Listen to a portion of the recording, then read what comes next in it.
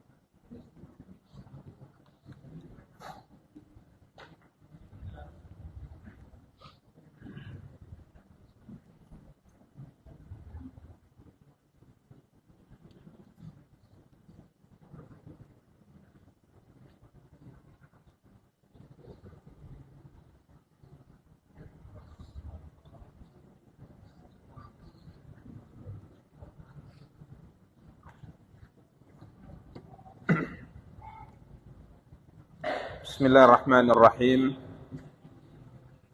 Assalamualaikum warahmatullahi wabarakatuh.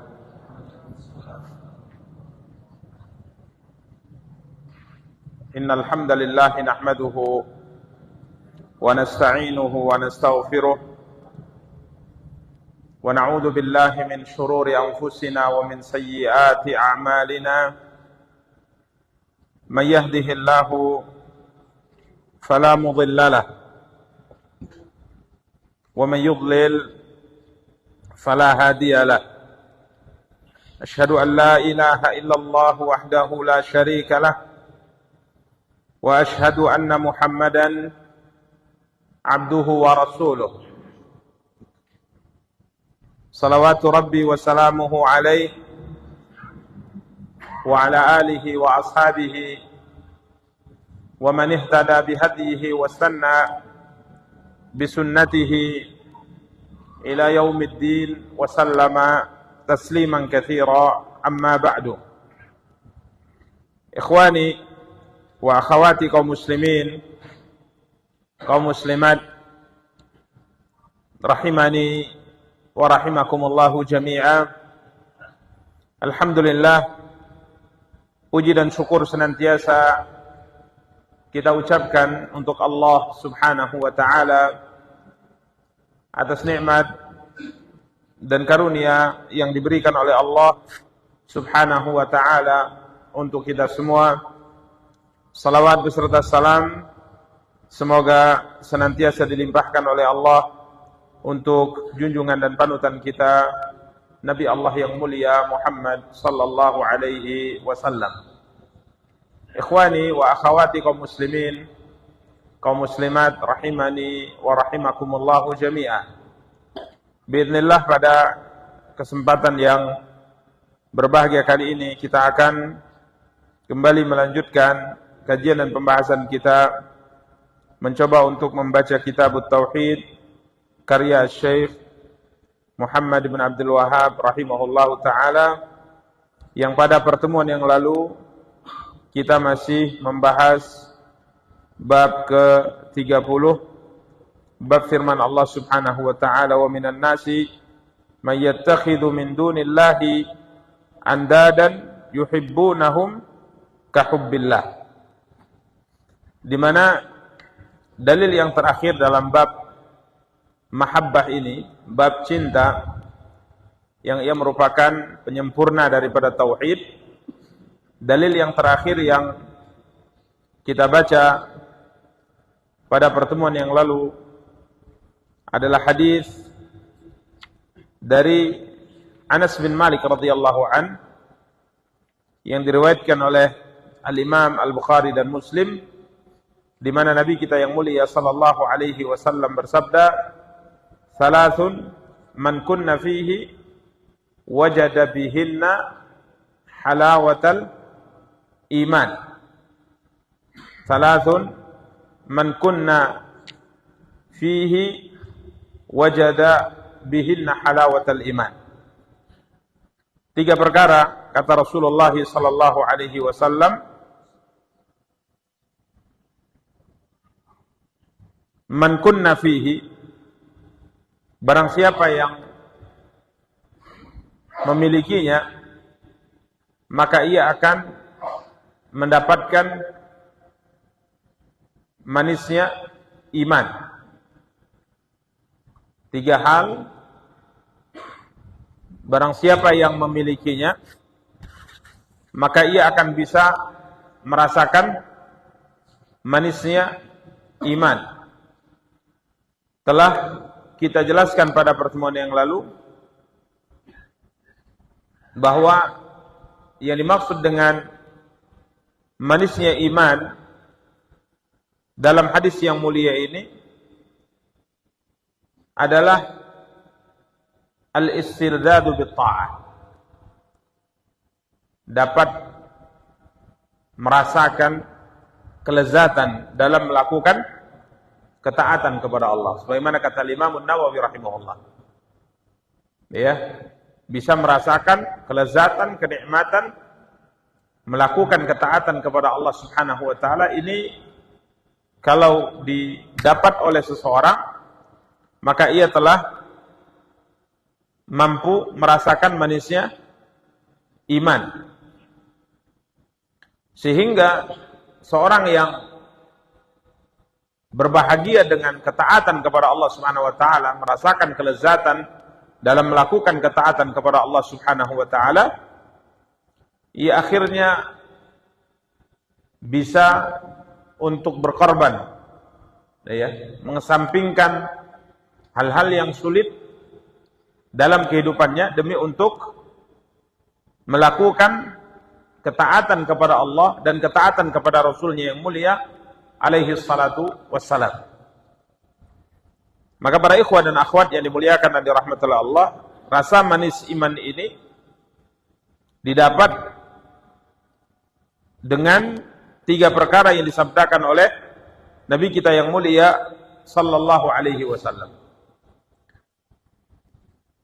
Yang pertama, ayyakunallahu wa rasuluhu ahabba ilaihi mimma siwahuma. Yang pertama, Allah dan Rasulnya lebih ia cintai daripada selain keduanya. Ini yang pertama. Jika seorang hamba mampu menjadikan Allah dan Rasulnya sesuatu yang lebih ia cintai dari yang lainnya, maka hamba ini akan bisa merasakan manisnya iman. Kemudian yang kedua, wa ayyuhibbal mar'a la yuhibbuhu illa lillah.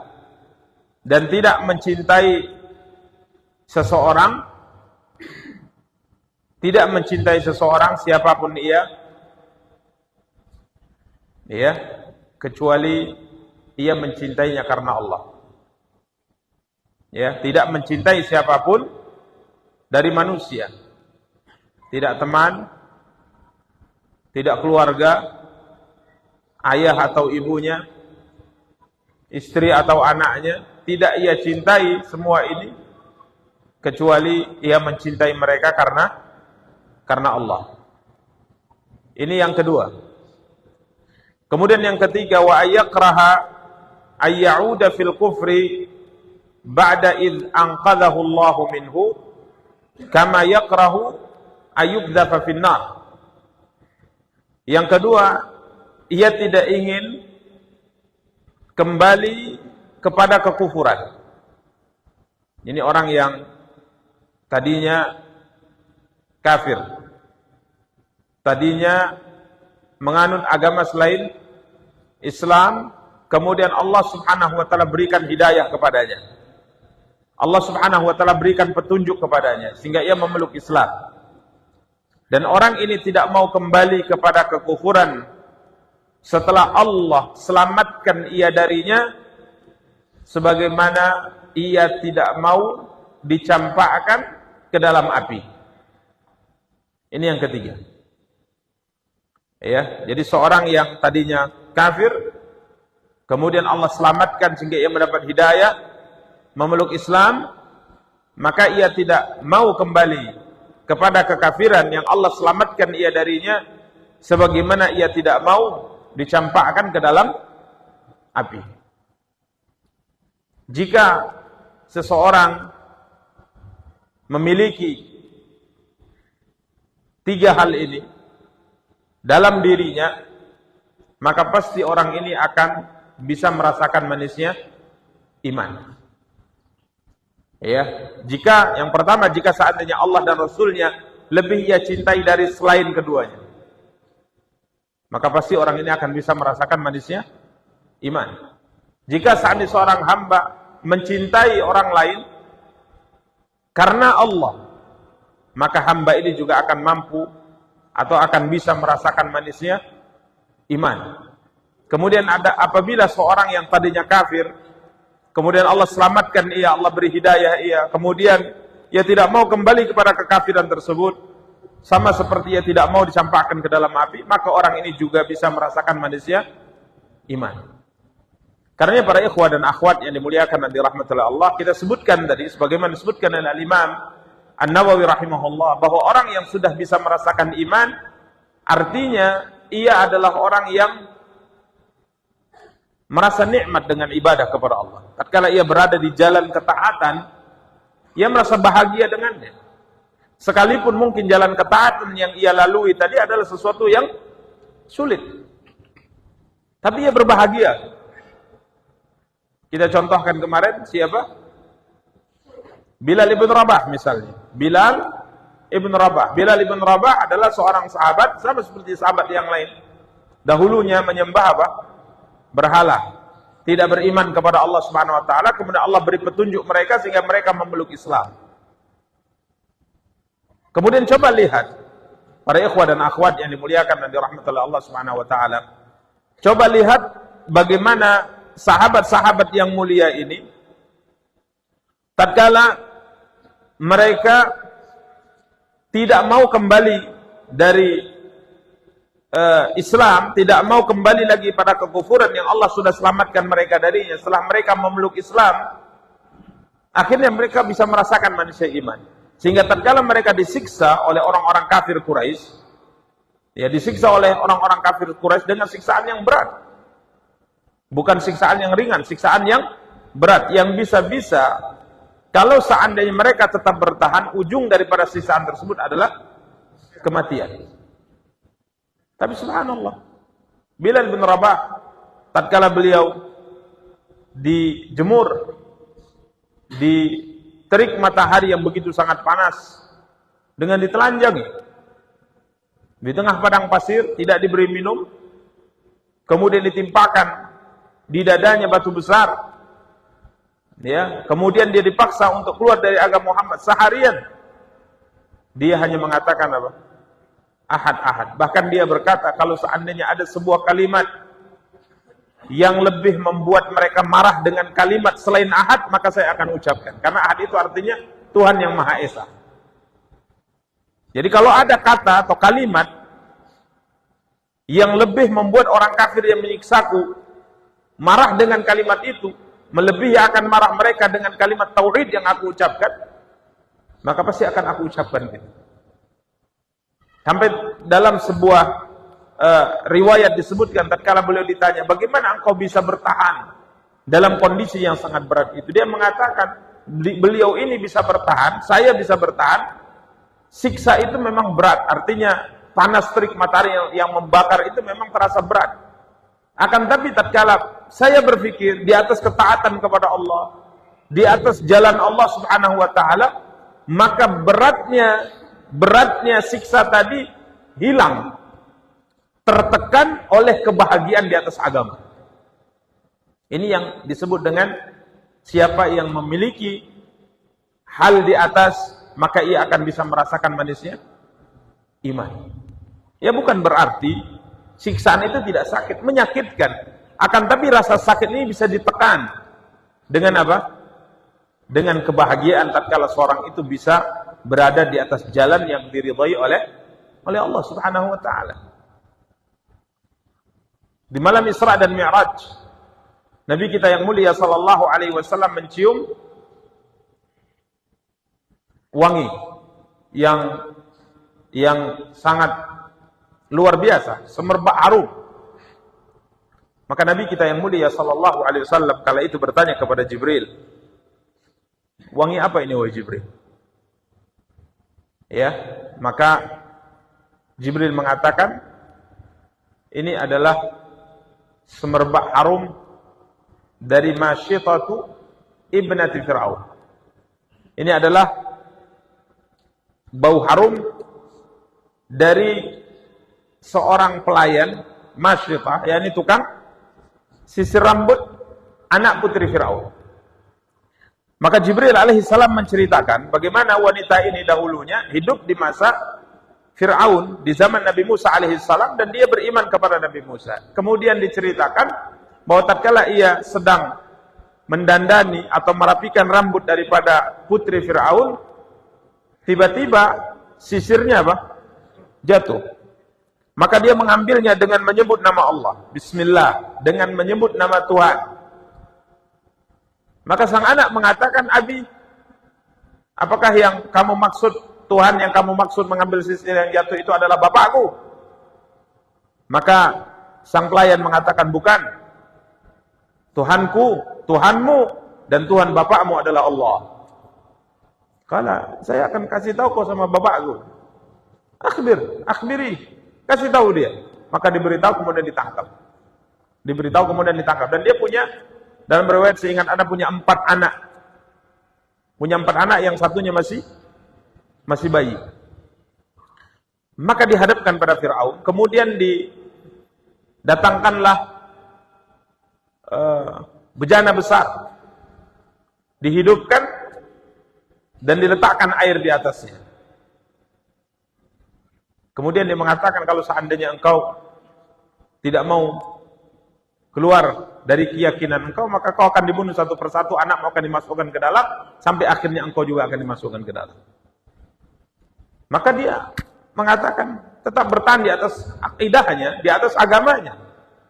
Karena ia tidak mau keluar dari Islam, keluar dari agama tauhid yang Allah sudah selamatkan ia dari kekufuran sebelumnya, sama seperti ia tidak mau dibakar dalam api. Maka dia bertahan. Ya, sampai akhirnya satu anak dimasukkan, meregang nyawa. Yang pada awalnya dia mengatakan, yang saya minta cuma satu, wahai Fir'aun, wahai raja, apa? Jika saatnya engkau telah bunuh kami semua, kuburkan kami di satu tempat. Untukmu itu. Maka satu persatu dia apa? Dimasukkan ke dalam, meregang nyawa, mati di hadapannya. Kemudian tatkala dia hendak dicampakkan dan dia melihat kepada bayinya, maka dia agak ragu karena melihat bayinya, kasihan dengan bayinya. Maka sang bayi kemudian mengatakan, anak yang mengatakan, ibu, bersabarlah, sesungguhnya engkau berada di atas kebenaran. Maka disebutkan dalam riwayat, ada 4 bayi yang berbicara. Pertama, Isa putra Maryam. Kemudian ini anaknya Masyitah, yang tukang sisir putri Fir'aun. Kemudian yang ketiga,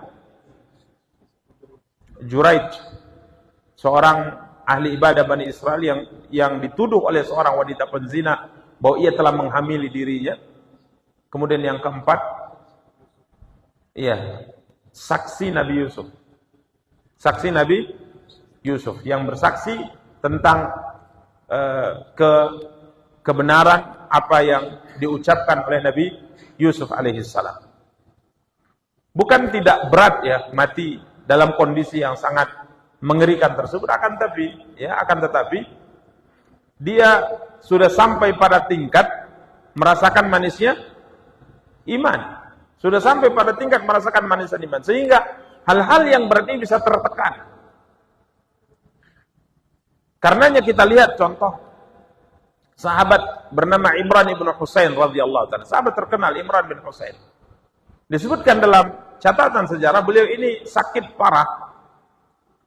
Sakit parah, nasallallahu salam wal afiyah.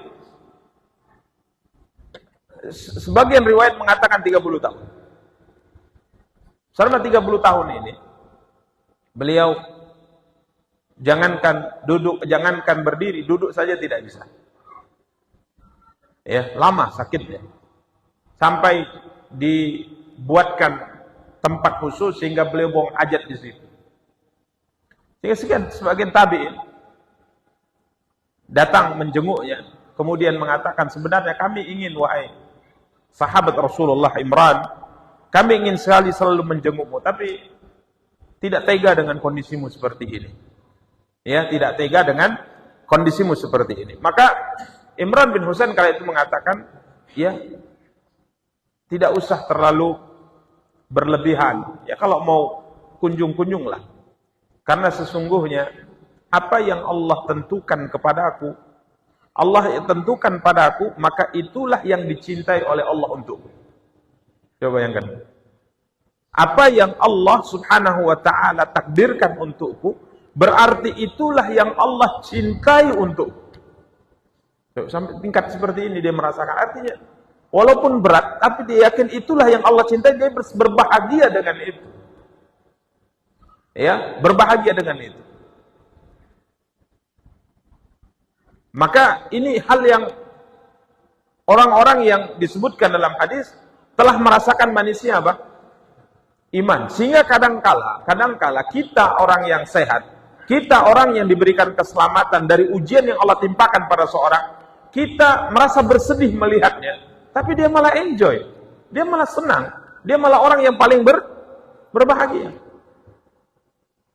Ya, karenanya Syekhul Islam Ibnu Taimiyah rahimahullah, Ahmad bin Abdul Halim Ibnu Taimiyah Al-Harrani rahimahullah, yang demi mempertahankan akidah yang benar difitnah sampai akhirnya dipenjara beberapa kali, akhirnya mati di dalam penjara.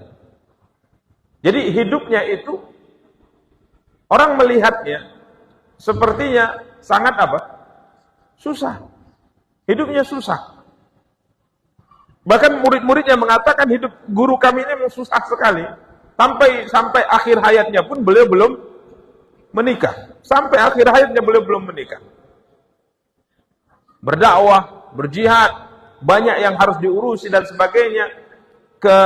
Ke lapangan hidup hampir bisa dikatakan tidak ada.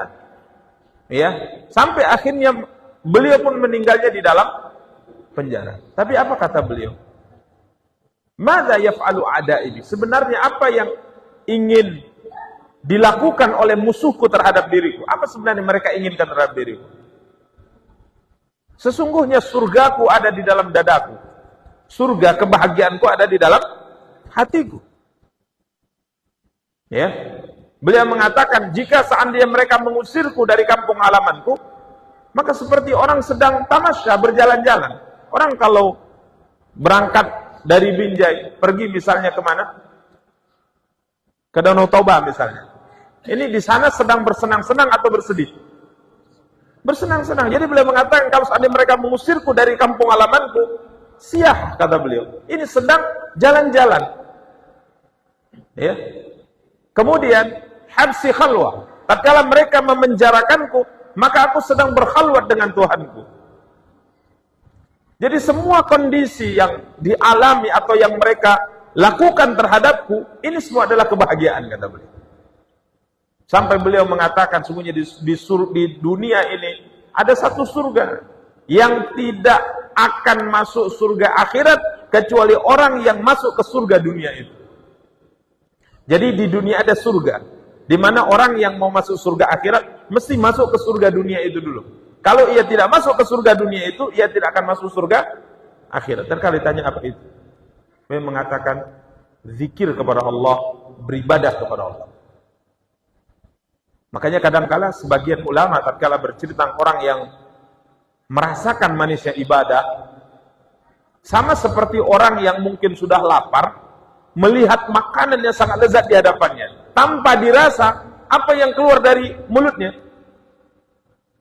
Nah, antum lapar sekali, kemudian melihat makanan yang paling antum sukai, sedang dimasak dan antum memperhatikannya. Kira-kira tanpa terasa apa yang keluar? Air liur. Begitulah mereka tatkala melihat sebuah ibadah tadi. Jadi kalau mereka mengatakan ada orang yang mau sholat itu seperti orang, apa namanya? Mengusap apa? Air liurnya gitu. Karena ini mau masuk sebuah ibadah yang sangat disenangi. Ini disebutkan oleh mereka. Sehingga kalau sedang ibadah itu, memang kalau bukan karena dia manusia harus makan, harus bekerja, dia maunya ibadah terus gitu.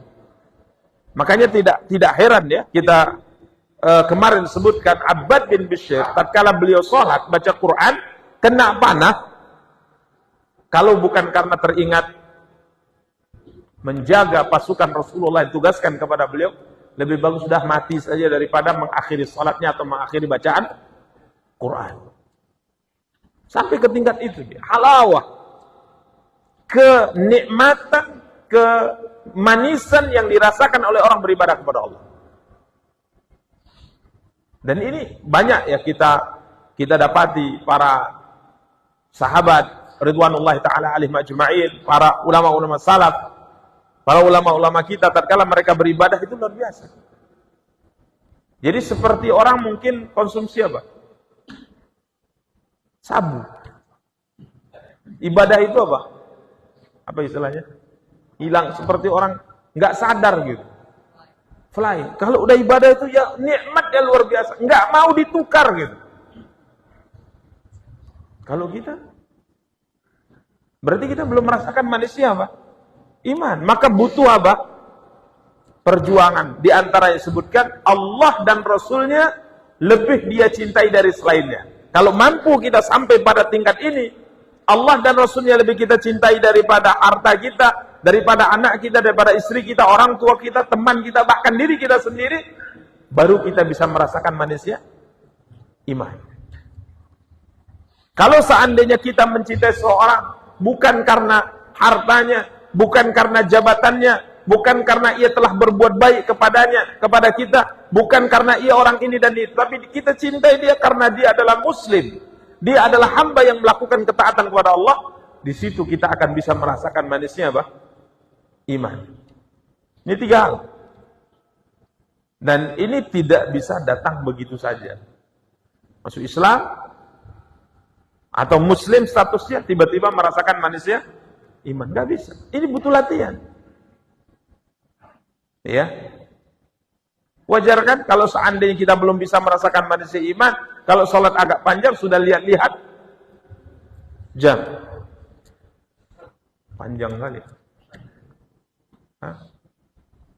Wajar kan kalau datang bulan Ramadan, tanggal 1 Ramadan yang kita tunggu adalah 29 Ramadan. Ntar kalau pemerintah mengumumkan tidak dilihat hilal, besok masih puasa penggenapan 30 Ramadan. Ya Allah. Hah? Kan? Mana ini pemerintah ini? Ini memang pemerintah gak bisa merubah tanggal ini. Karena di situ merahnya memang 30 gitu loh. Suuzon pula sama pemerintah. Padahal yang penyakitnya itu di dada kita masalahnya. Itu Saudi sudah peraya kok kita belum. Seharusnya kita alhamdulillah ya, masih ada kesempatan untuk sholat tarawih, masih ada kesempatan untuk mengejar pahala. Bisa-bisa di 30 itu adalah Lailatul Qadar. Nah ini, kita belum merasakan manisnya apa? Iman. Belum bisa merasakan manisnya iman. Masih sedang sur melakukan sebuah aktivitas yang kita gandrungi, yang kita sukai. Ya, tiba-tiba kemenang adzan. Iya, sudah adzan nanggung kali. Seharusnya alhamdulillah kan gitu. Senang kita ingin menghadap Allah melakukan apa? Ibadah. Maka ini butuh perjuangan untuk sampai pada tingkat merasakan manisnya apa? Iman. Iman itu ada rasa manis. Bahkan kalau kita lihat tadi dari apa namanya? Dari apa yang disebutkan dari sejarah para ulama kita dalam hadis maupun dalam sirah perjalanan hidup mereka, ibadah itu rasa manisnya melebihi rasa madu dan makanan. Sehingga kadang-kala mereka ibadah itu lupa semuanya. Sampai seorang sahabat, lupa saya namanya, apakah dia mungkin Mu'adz bin Jabal. Beliau itu tatkala mau meninggal nangis. Nangis. Ya, beliau terkena penyakit taun. Penyakit apa? Wabah taun. Kemudian tatkala beliau berada di ujung kehidupan, beliau menangis. Ditanya oleh orang-orang yang ada di sekitarnya, "Kenapa menangis Anda?" Ya. Takut ya? Sedih ya meninggalkan dunia? Dia enggak. Saya menangis karena kalau udah mati saya nggak bisa sholat malam. Jadi sholat malam itu adalah sesuatu yang ditangisi tatkala beliau akan meninggal. Kemudian saya menangis juga karena saya tidak bisa duduk lagi belajar menuntut ilmu. Jadi menuntut ilmu seperti kita lakukan ini adalah sesuatu yang ditangisi oleh Mu'adz bin Jabal tatkala beliau meninggal. Ada kita menangis kalau nggak sempat datang ke kajian. Hah? Sedih kali. Kenapa antum sedih? Nggak bisa datang anak kemarin malam Sabtu. Wih, ini orang merasakan manisnya apa nih? Iman. Ini subhanallah, ini yang dirasakan oleh mereka. Sampai mereka mengatakan, saya menangis karena saya tidak lagi bisa puasa di siang hari yang begitu panas. Jadi tatkala panas, begitu panas kemudian dia puasa, dia berbahagia gitu, merasakan sebuah kenikmatan dengan menahan diri dari makan dan minum. Kalau kita Ramadan pas kena panas-panas, sangat panas, tersiksa gitu. Panas sekali. Panas sekali ya. Nengok apa namanya di perempatan jalan ada orang jual es. Ya. Dia bersenang-senang dengan itu, orang bisa merasakan manisnya apa? Manisnya iman. Ya. Ini para ikhwah dan akhwat yang dimuliakan dan dirahmati oleh Allah Subhanahu wa taala. Sampai pernah disebutkan sebagian ulama, karena begitu sudah sangat merasakan manisnya menuntut ilmu, malam pengantin pun dia bisa lupa dengan istrinya. Malam pengantin. Ya, setelah nikah, tamu sudah pulang, masuk ke rumah dengan istrinya, dia ambil buku dulu. Ada satu ilmu dibaca ya. Baca-baca. Istrinya bilang, "Bang," kata, "ya bentar." Baca-baca sampai subuh. Sampai subuh. Sudah sampai pada tingkat merasakan manisnya itu. Makanya para ikhwan dan akhwat yang dimuliakan dan dirahmati Allah, ini sebuah perjuangan yang tauhid seseorang itu tidak akan sempurna kalau ia sampai pada tingkat ini. Ya, maka ini bukan mudah. 3 poin ini bukan perkara yang mudah. Ini butuh diperjuangkan, diusahakan sehingga kita bisa merasakan manisnya iman. Kalau kita hanya mendengar saja, oh gitu ya kan gitu. Kita sendiri kadang belum merasakan manisnya apa? Manisnya iman. Ya, demikian para ikhwah dan akhwat yang dimuliakan dan dirahmati oleh Allah Subhanahu wa taala. Kemudian dalam riwayat la yajidu ahadun halawatal iman. Seorang tidak akan merasakan manisnya iman sampai. Kemudian dalam hadis Abdullah bin Abbas, barang siapa yang mencinta karena Allah, benci karena Allah, wa wala fillah, ya. Wa wala fillah, dan membela karena Allah, wa'ada fillah, dan memusuhi karena Allah, fa innama tunalu wilayatullahi bidzalik. Pembelaan Allah didapat dengan hal di atas. Ya, jadi Nabi sallallahu alaihi wasallam atau perkataan Abdullah bin Abbas, ya, perkataan Abdullah bin Abbas, akan tapi ini dihukumi marfu', di mana beliau mengatakan barang siapa yang mencintai karena Allah, membenci karena Allah, membela karena Allah, memusuhi karena Allah, sesungguhnya pembelaan Allah atau kecintaan Allah didapat dengan hal di atas. Jadi ini para ikhwah, siapa yang cinta karena Allah, cinta seseorang karena Allah, benci kepada seorang karena Allah, membela seorang karena Allah, benci seseorang karena Allah, maka dia akan mendapatkan kecintaan Allah dengan itu. Kita mencintai seorang karena Allah, jadi karena dia seorang Muslim. Membenci seseorang karena Allah, karena dia bukan Muslim. Ya. Membela karena Allah, membela seorang karena Allah, memusuhi seorang karena Allah.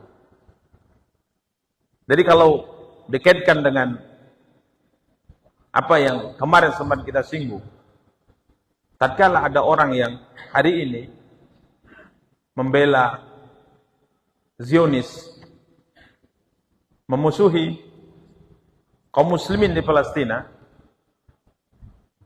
maka ia orang yang tidak dicintai oleh Allah atau dibenci oleh Allah. Karena tidak mungkin seorang muslim itu membela Yahudi.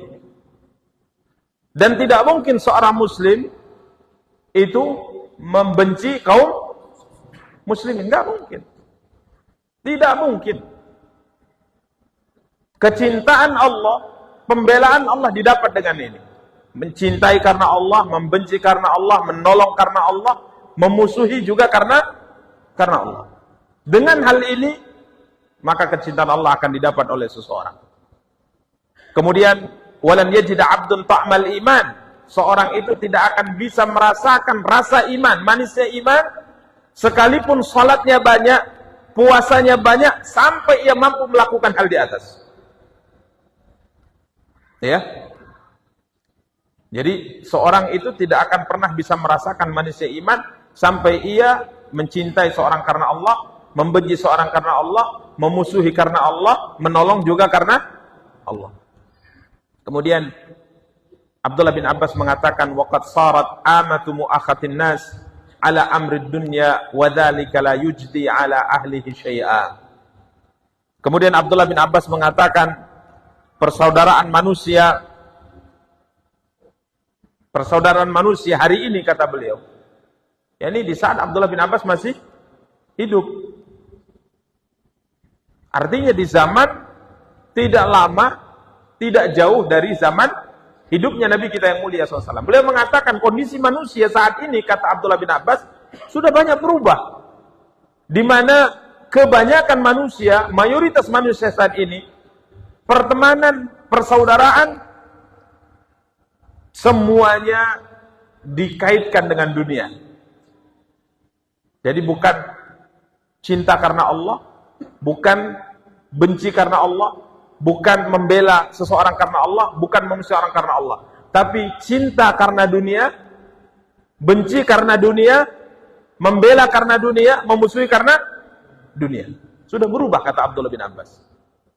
Padahal cinta yang seperti ini, yang dasarnya karena manfaat dunia, tidak akan berguna sama sekali bagi orang yang melakukannya kelak di sisi Allah. Jadi kalau Abdullah bin Abbas mengatakan hal itu di zaman beliau masih hidup, ya, di zaman beliau masih hidup, belum jauh dari zaman Rasulullah SAW hidup, atau tidak lama setelah Nabi SAW meninggal, lalu bagaimana kondisi persaudaraan yang terjadi di kalangan kaum muslimin di zaman kita? Ya, maka ini para ikhwah dan akhwat yang dimuliakan dan dirahmati Allah, kita akhirnya mencintai seorang karena dunia. Karena dia berbuat baik kepada kita, kita mencintainya, kita dekat dengannya, kita punya hubungan baik dengannya. Tidak pandang apakah dia orang melakukan ketaatan atau melakukan apa? Maksiat. Yang penting menguntungkan, itu kawan kita. Kalau tidak menguntungkan, itu musuh kita. Padahal yang harus dibangun oleh seorang hamba dalam kehidupan dunia, dalam hubungan antar sesama adalah karena Allah. Kenapa? Karena kalau bukan karena Allah, tidak ada gunanya. Disebutkan oleh Allah, wa taqatta'at bihimul asbab. Kemudian Abdullah bin Abbas membaca firman Allah yang Allah firmankan dalam surah Al-Baqarah ayat 166. Wa taqatta'at bihimul asbab. Kelak semua sebab, semua hubungan di hari akhirat akan terputus. Artinya seseorang yang punya kedekatan dengan siapapun kelak pada hari akhir akan saling bermusuhan. Kecuali seorang yang punya kedekatan dengan orang lain karena cinta Allah atau benci karena Allah. Itu yang akan tetap bertahan sampai hari akhirat. Demikian para ikhwah dan akhwat yang dimuliakan dan dirahmati oleh Allah Subhanahu wa taala. Ini semua dalil-dalil yang disebutkan oleh Asy-Syaikh yang menunjukkan bahwa seorang hamba mesti selalu memperbaiki apa? Cintanya. Selalu memperbaiki cintanya kepada Allah, cintanya kepada Rasulnya yang mulia sallallahu alaihi wasallam, dan mencintai apa yang ia cintai dalam kehidupan dunia, selalu mengkaitkannya dengan cinta kepada Allah dan cinta kepada Rasulnya yang mulia sallallahu alaihi wasallam, sehingga apabila ia mampu terus memiliki cinta yang seperti ini, sedikit demi sedikit ia akan mampu merasakan manisnya apa? Manisnya iman. Demikian para ikhwah dan akhwat yang dimuliakan dan dirahmati oleh Allah Subhanahu wa taala. Kemudian kita akan masuk pembahasan waktu ya. Masail. Insyaallah pada pertemuan yang akan datang kita akan membahas masail atau permasalahan-permasalahan yang dikandung oleh bab ini, yakni bab ke-30 tentang al-mahabbah, tentang cinta. Ada 11 masalah, 11 permasalahan yang insyaallah akan kita baca pada pertemuan yang akan datang. Setelahnya kita akan masuk pada bab berikutnya, di bab ke-31. Innama dzalikum